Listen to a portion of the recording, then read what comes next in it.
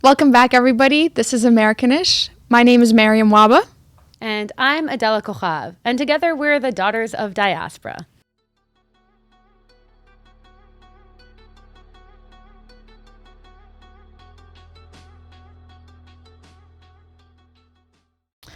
Alrighty, Adela. We are jumping right back in. So we obviously talk outside of here. And you tell me a lot about your married friends. And they're around your age.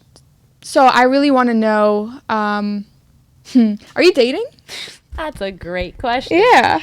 So one of the main things, I think, one of the staples of being a Syrian Jew is dating, because it seems to be anything that me or my friends talk about.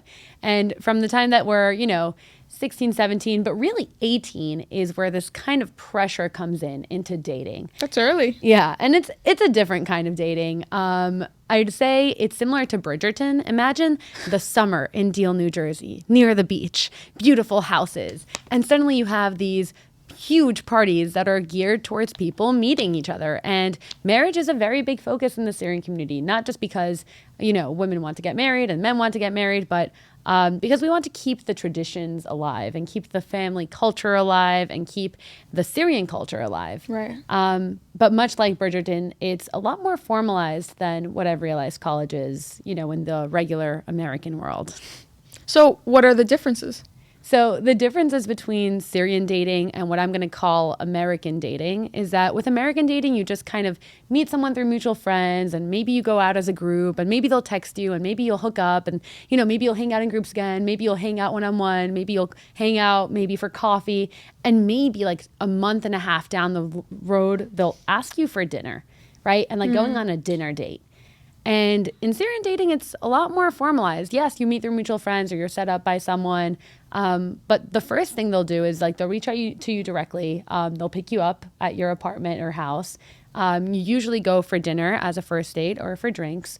And it's kind of more like a follow-up process because you're kind of just not on your own. If you were set up by someone, you can't just ghost someone. Right. You can't do that. And if you met them in the community, odds are if you didn't met them at a party, you're going to see them at the next party. So they don't just disappear from your life. So it's more formalized dating, but most importantly, it's dating for marriage.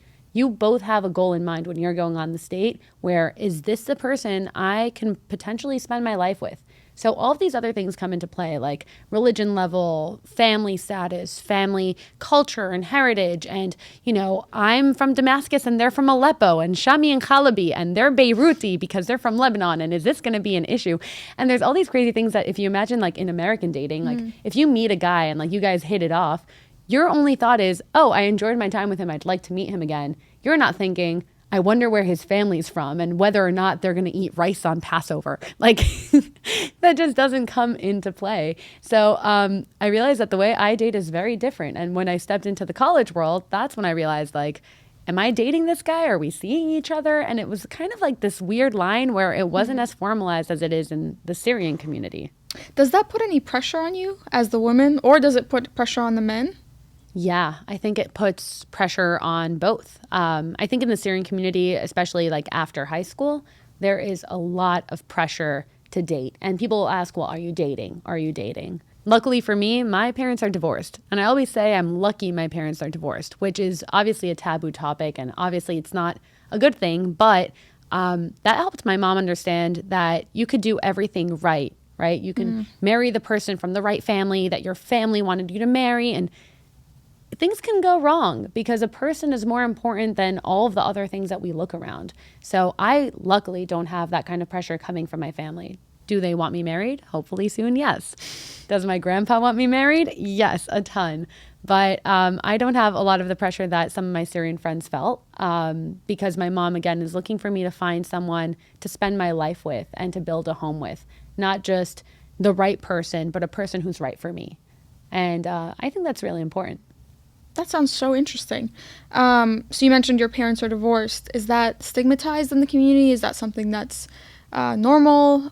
Tell me a little bit about that. So it's unfortunately increasingly normal, not just among, my parents' generation, but even my generation. I have some friends my age who have had, marriages that lasted a year or 2 years, cousins of mine. And it's it's a lot. It's definitely stigmatized. It's definitely something difficult. I remember, with my brother, we were even talking, saying, do you think our parents being divorced is going to affect the way we date in the community? Yeah. Because people will ask around and they'll say, well, what's this family like? And they'll say the parents had a bad divorce.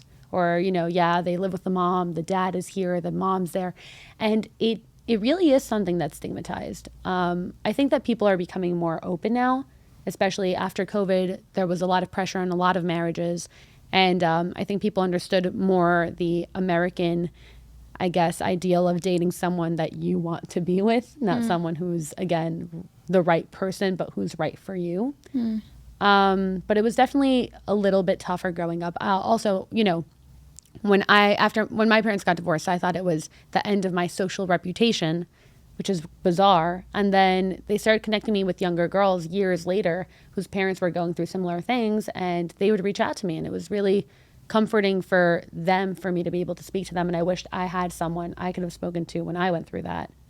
But on a lighter note, on a much lighter note, we like to end these episodes with a word, yes. Right? And the word I'm going to use for today is shatra, which means like a clever or capable person. And shatra is feminine, so it's like a capable woman. So it could be used for a lot of things, but in my community, it's used almost like saying like wifey or wife material. So, if you walk out of the kitchen holding a tray of cookies, it'd be like, shatra. And the goal is to be a shatra, but shatra means capable woman. So there are a lot of ways to be a shatra, not just by making amazing food, but you could be a shatra by doing what we're doing here. Thank you so much for sharing that, Adela. And thank you guys for joining in. See you soon.